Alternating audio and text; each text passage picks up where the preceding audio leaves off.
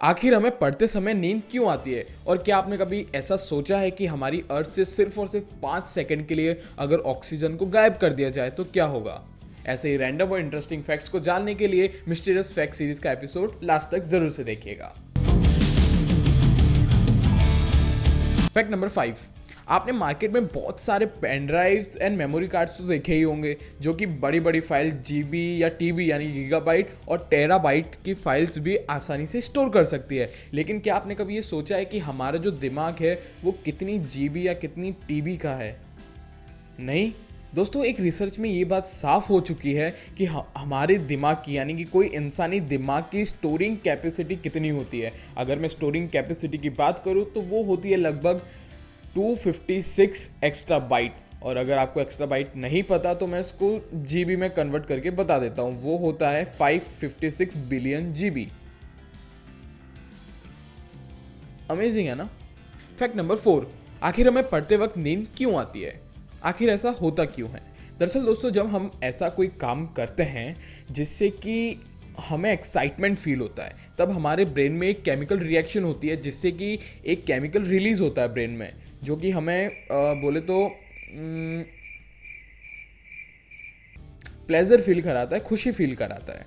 तो उसका नाम होता है डोपामिन। लेकिन ऑन द अदर हैंड जब हम पढ़ाई करते हैं, एक बुक खोल के हम उसमें रीडिंग कर रहे होते हैं तो उसमें इंटरेस्टिंग वैसे कुछ होता नहीं है पढ़ने के लिए, समझ रहे हो, अच्छी बात है, लेकिन इंटरेस्टिंग नहीं होता जिससे कि हमारा ब्रेन वो सारी संभव कोशिश करता है जिससे कि हम कुछ ऐसा इंटरेस्टिंग करें जिससे कि हमारी ब्रेन में डोपामिन रिलीज हो। और यही इसके पीछे का रीज़न है जो कि आपको पढ़ते वक्त नींद आती है।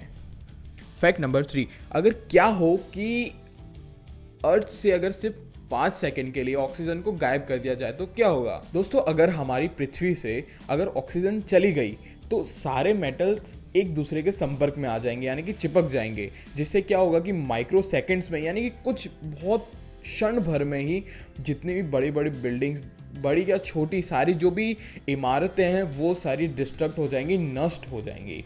और बिना ऑक्सीजन के हमारे पृथ्वी का जितना भी नेचर है, प्रकृति है, वो पूरा, सिर्फ 5 सेकंड की बात कर रहा हूँ, सिर्फ 5 सेकंड में हमारी पूरी पृथ्वी का नेचर नष्ट हो जाएगा।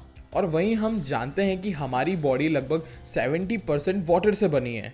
अगर पानी है तो ऑक्सीजन है, लेकिन जब ऑक्सीजन ही नहीं रहेगा तो हमारी बॉडी 5 सेकंड, हम 5 सेकंड की ही बात कर रहे हैं, ठीक है ना, तो हमारी बॉडी ना सिकुड़ने लगेगी और एक मोमेंट पे जाके बिल्कुल मम्मी जैसी हो जाएगी। जो आपको पीछे इमेज दिख रही है बिल्कुल वैसी ही, एक मोमेंट क्या, एक मोमेंट में ही मम्मी जैसी हो जाएगी। Fact number 2। अभी आपको अपनी स्क्रीन पर 2 सर्कल दिखाई दे रहे हैं, एक ये और दूसरा ये। आप बताओ इन दोनों में से बड़ा सर्कल कौन सा है, लेफ्ट वाला या राइट वाला? सही आंसर आपको वीडियो के कमेंट सेक्शन में देना है। मैं आपको रिप्लाई करके बता दूंगा कि आंसर आपका सही है या फिर गलत, और अगर नहीं हुआ तो मैं नेक्स्ट वीडियो में इसका आंसर बता दूंगा। Fact number 1। QR कोड पे 3 स्क्वायर क्यों होते हैं?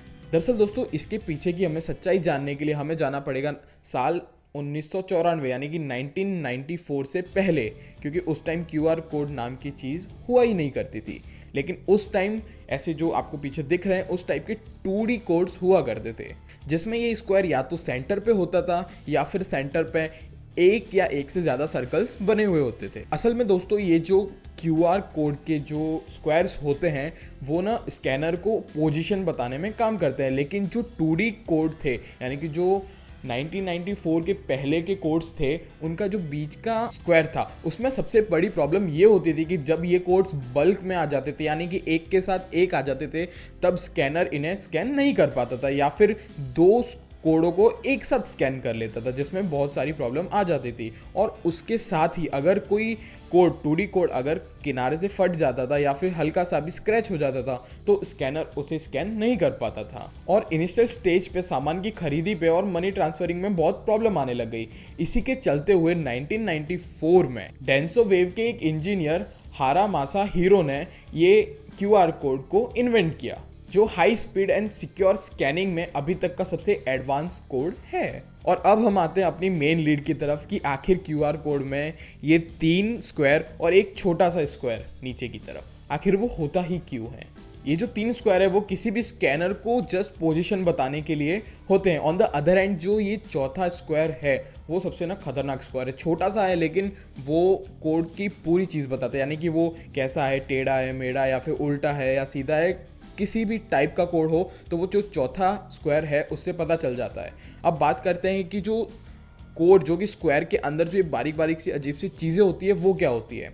वो होती है उस प्रोडक्ट की सारी डिटेल्स, यानी कि मैन्युफैक्चरिंग हो गया, एक्सपायरी हो गया, उस प्रोडक्ट के अंदर की डिटेल्स जो मे बी आप जानते हो नहीं जानते हो, वो सारी चीज़ें जो आपको पीछे लिखी हुई रहती है प्रोडक्ट के। और सबसे अमेजिंग बात कि अगर इन 3 स्क्वायर्स की वजह से अगर एक साथ आप कितने ही सारे QR कोड्स को स्कैन कर लेते हो तो स्कैनर उसी वक्त इन सब QR कोड को अलग अलग कर देगा। और अगर इन QR कोड में हल्का सा स्क्रैचेस भी या फिर लगभग हल्का सा फट भी जाता है तो स्कैनर स्कैन कर सकता है ना, एकदम अमेजिंग। इसी के साथ मैं आपको एक प्रो टिप दूंगा। अगर आप पढ़ रहे हो, यानी कि एक स्टूडेंट हो जिनके अभी 10th या 12th के एग्जाम है और आपको भी पढ़ते वक्त नींद आती है, तो मैं एक मस्त टिप बता रहा हूँ, जिससे कि आप क्या है कि जो डार्क चॉकलेट होती है ना, वो आप है ना उस टाइम खाया करो पढ़ते वक्त, जिससे कि हमारे ब्रेन में ना डोपामिन रिलीज होता है। अगर आपको ये वीडियो नॉलेजेबल लगी हो तो एक लाइक कर देना, और सब्सक्राइब नहीं किए हुए हो तो सब्सक्राइब भी करके जाना, और अगर आपको उसका आंसर पता है तो कमेंट सेक्शन में आंसर भी ज़रूर से लिख के जाना।